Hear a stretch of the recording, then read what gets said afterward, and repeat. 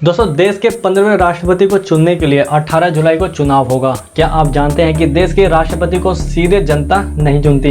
राष्ट्रपति चुनाव का इनडायरेक्ट इलेक्शन भी किया जाता है। अब तक केवल एक ही राष्ट्रपति दोबारा राष्ट्रपति चुना गया है और अब तक केवल एक ही राष्ट्रपति निर्विरोध चुना गया है। इन चुनावों में नोटा का इस्तेमाल भी नहीं हो सकता। भारत में अब तक राष्ट्रपति तो 14 हुए हैं, लेकिन चुनाव 15 बार हुए हैं। इस बार जम्मू कश्मीर के पास राज्य का दर्जा नहीं होने से उसकी 87 विधानसभा सीटें कुल वोटों से घट जाएंगी, जिससे बीजेपी को फायदा हो सकता है। दोस्तों, आज हम राष्ट्रपति चुनाव से जुड़े कुछ सवाल जवाब करेंगे और ये भी जानेंगे कि राष्ट्रपति चुनाव से जुड़े ऐसे कौन कौन से नियम हैं जो बेहद रोचक हैं। तो दोस्तों, जानेंगे इसके बारे में मेरे साथ। मेरा नाम है नरेंद्र। स्वागत है आपका डिजिटली स्टडी में।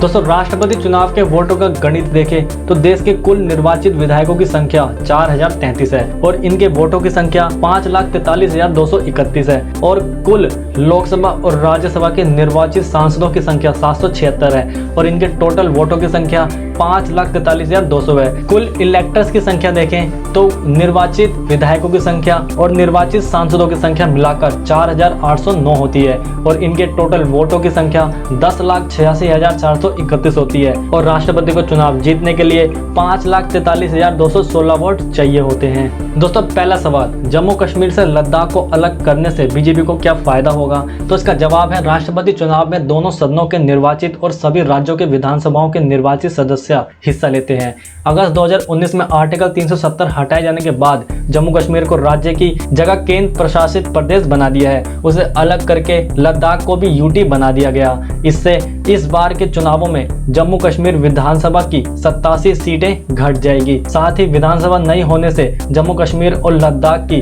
4 राज्यसभा सीटें भी कुल वोटों से घट जाएगी। जम्मू कश्मीर की 87 सीटें घटने से सांसदों की कुल वोटों की संख्या घटकर 708 से घटकर 700 रह जाएगी। इससे कुल वोटों की वैल्यू की संख्या भी 10,98,000 से घटकर 10,86,000 रह जाएगी। इससे बहुमत का आंकड़ा भी 5,49,000 से घटकर 5,43,000 रह जाएगा। इससे सत्ताधारी बीजेपी की अगुवाई वाले एनडीए के लिए बहुमत का आंकड़ा और पास हो जाएगा, जिसके पास फिलहाल 5,26,000 वोट हैं। दोस्तों, दूसरा क्वेश्चन, राष्ट्रपति देश का सबसे बड़ा पद है तो जनता इसे सीधे क्यों नहीं चुनती?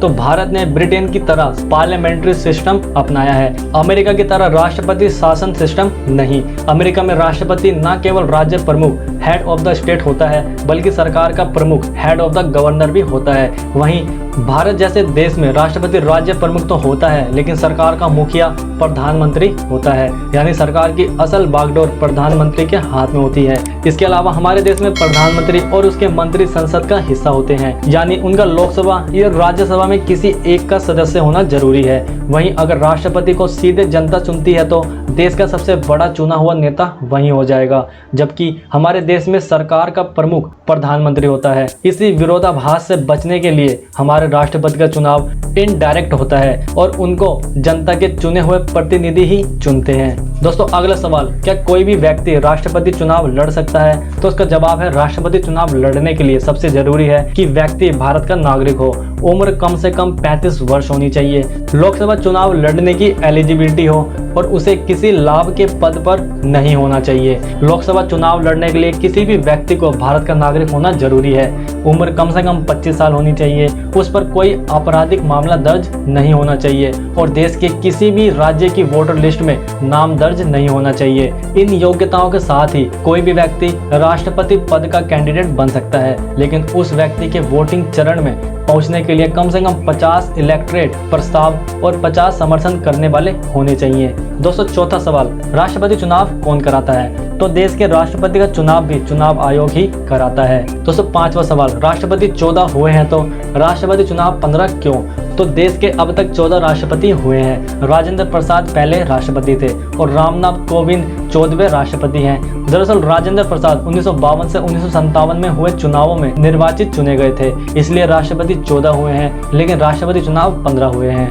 दोस्तों, छठा सवाल, कैसे चुना जाता है भारत का राष्ट्रपति? तो भारत के राष्ट्रपति का निर्वाचन इलेक्टोरल कॉलेज से किया जाता है। इलेक्टोरल कॉलेज में दोनों सदन यानी लोकसभा और राज्यसभा के सभी निर्वाचित सदस्य और सभी विधानसभाओं के निर्वाचित सदस्य शामिल होते हैं। सभी सांसदों और विधायकों को इलेक्टोरल कॉलेज कहा जाता है और इनमें से हर एक को इलेक्टर कहा जाता है। दोस्तों 7वां सवाल, यूपी जैसा बड़ा राज्य हो या सिक्किम जैसा छोटा, हर राज्य के सांसदों की वैल्यू एक क्यों होती है? तो राष्ट्रपति चुनाव में हर सांसद के वोट की वैल्यू समान होती है, फिर चाहे उसका संसदीय क्षेत्र छोटा हो या बड़ा। यानी फिर चाहे यूपी जैसा बड़े राज्य के सांसद के वोट की वैल्यू हो या सिक्किम या गोवा जैसे छोटे राज्यों या किसी अन्य राज्य के सांसद, इनके वोट की वैल्यू बराबर होती है। दोस्तों 8वां प्रश्न, यूपी के एक विधायक के वोट की वैल्यू 208 और सिक्किम के विधायक की वोट की वैल्यू केवल 7 क्यों होती है? तो एमएलए के वोटों की वैल्यू समान नहीं होती। राष्ट्रपति चुनाव में विधायकों यानी एमएलए के वोट की वैल्यू जनसंख्या के आधार पर तय होती है। यही वजह है कि जनसंख्या के लिहाज से देश के सबसे बड़े राज्य उत्तर प्रदेश के एक विधायक की वैल्यू सबसे ज्यादा 208, जबकि सिक्किम के एक विधायक के वोट की वैल्यू सबसे कम 7 है। दोस्तों 9वां प्रश्न, क्या कोई राष्ट्रपति निर्विरोध चुना गया है? तो इसका जवाब है अब तक केवल एक ही राष्ट्रपति नीलम संजीव रेड्डी ही निर्विरोध चुने गए हैं। 1977 में नीलम संजीव रेड्डी निर्विरोध चुने गए थे। दोस्तों 10वां प्रश्न, क्या कोई राष्ट्रपति दोबारा चुना गया है? तो अब तक केवल एक ही राष्ट्रपति डॉक्टर राजेंद्र प्रसाद ही 2 बार राष्ट्रपति बन चुके हैं। डॉक्टर राजेंद्र प्रसाद देश के पहले राष्ट्रपति थे। दोस्तों 11वां प्रश्न, राष्ट्रपति चुनाव में ईवीएम का इस्तेमाल क्यों नहीं होता है? राष्ट्रपति चुनाव में ईवीएम का इस्तेमाल इसलिए नहीं होता है, ईवीएम की जगह इन चुनावों में बैलेट पेपर का इस्तेमाल होता है। ईवीएम आम चुनावों के लिए बनाया गया है। ईवीएम में वोटर कैंडिडेट के नाम के आगे बटन दबाकर अपना वोट डालता है, फिर ईवीएम की काउंटिंग में जिस कैंडिडेट को सबसे ज्यादा वोट मिलते हैं वो विजेता बनता है। लेकिन राष्ट्रपति चुनाव सिस्टम में निर्वाचित सांसद और विधायक बैलेट पेपर पर अपनी पसंद के कैंडिडेट के आगे 1 2 3 4 5 के हिसाब से प्रेफरेंस वोटिंग करते हैं। यानी राष्ट्रपति चुनाव के लिए आम चुनावों से एकदम अलग तरीके से ईवीएम की जरूरत होगी, इसलिए राष्ट्रपति चुनावों में ईवीएम का इस्तेमाल नहीं होता है। दोस्तों 12वां क्वेश्चन, किस रंग के बैलेट पेपर का इस्तेमाल होता है? तो सभी राज्यों और यूटी के निर्वाचित विधायकों और सदन के सभी निर्वाचित सांसदों को वोट डालने के लिए बैलेट पेपर दिया जाता है। सांसदों को हरे रंग का बैलेट पेपर और विधायकों को गुलाबी रंग का बैलेट पेपर दिया जाता है। ऐसा सांसदों और विधायकों के बैलेट पेपर और उनकी वैल्यू को अलग अलग समझने के लिए किया जाता है। 13वां प्रश्न, राष्ट्रपति चुनाव में एक खास पेन से ही क्यों वोट दिया जाता है? तो दोस्तों राष्ट्रपति चुनाव की वोटिंग के दौरान सभी सांसद और विधायक हर पोलिंग स्टेशन पर एक ही रंग वाली स्याही और एक ही पेन से वोटिंग करते हैं। 2017 के राष्ट्रपति चुनाव में बैंगनी रंग की स्याही वाले पेन का इस्तेमाल किया गया था। किसी और रंग की स्याही या पेन का इस्तेमाल करने वाले वोट अमान्य माने जाते हैं। दरअसल अलग रंग के पेन का इस्तेमाल से वोटिंग करने वाले विधायकों और सांसदों ने किसे वोट दिया इसका खुलासा होने का खतरा रहता है, इसलिए वोटिंग में इस्तेमाल होने वाला पेन और स्याही के रंग का फैसला चुनाव आयोग खुद करता है। दोस्तों 14वां सवाल कि कैसे डाले जाते हैं राष्ट्रपति चुनाव के वोट? तो हर बैलेट पर राष्ट्रपति चुनाव लड़ रहे सभी कैंडिडेट के नाम होते हैं। आम चुनावों की तरह इनमें कैंडिडेट के नाम के आगे मुहर नहीं लगती, बल्कि इसमें निर्वाचित सांसद और विधायक यानी इलेक्टोरेट अपने सबसे पसंदीदा कैंडिडेट के नाम के आगे 1 या फिर दूसरे पसंदीदा कैंडिडेट के नाम के आगे 2 लिखते हैं और फिर दूसरे पसंदीदा कैंडिडेट के नाम के आगे 2 लिखते हुए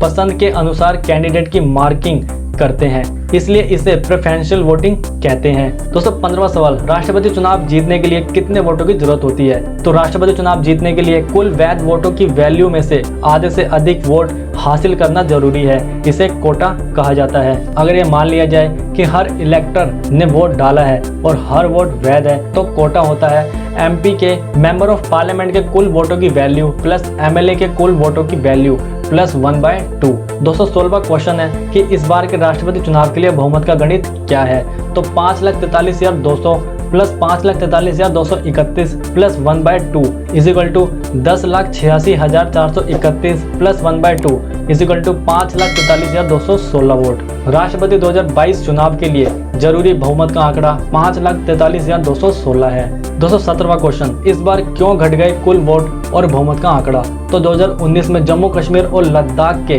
केंद्र शासित प्रदेश बनने से उनके सांसदों और राज्यसभा मेंबर्स की गैर मौजूदगी से इस बार प्रत्येक सांसद के वोट की वैल्यू 708 से घटकर 700 हो गई है। इससे इलेक्टोरल वोट की कुल वैल्यू 10,98,903 से घटकर 10,86,431 हो गई है। इससे बहुमत का आंकड़ा भी घटकर 5,43,216 हो गया है। दोस्तों 19वां क्वेश्चन, राष्ट्रपति चुनाव में टाई होने के पर कैसे होता है फैसला? तो संविधान में टाई होने पर क्या करना चाहिए इसका जिक्र नहीं है। 1952 में राष्ट्रपति और उपराष्ट्रपति चुनावों को लेकर बने कानून में भी इसका जिक्र नहीं है। किसी भी राष्ट्रपति चुनाव में अब तक टाई की स्थिति नहीं बनी है। दोस्तों 20वां क्वेश्चन, नॉमिनेटेड सदस्य क्यों नहीं होते वोटिंग का हिस्सा?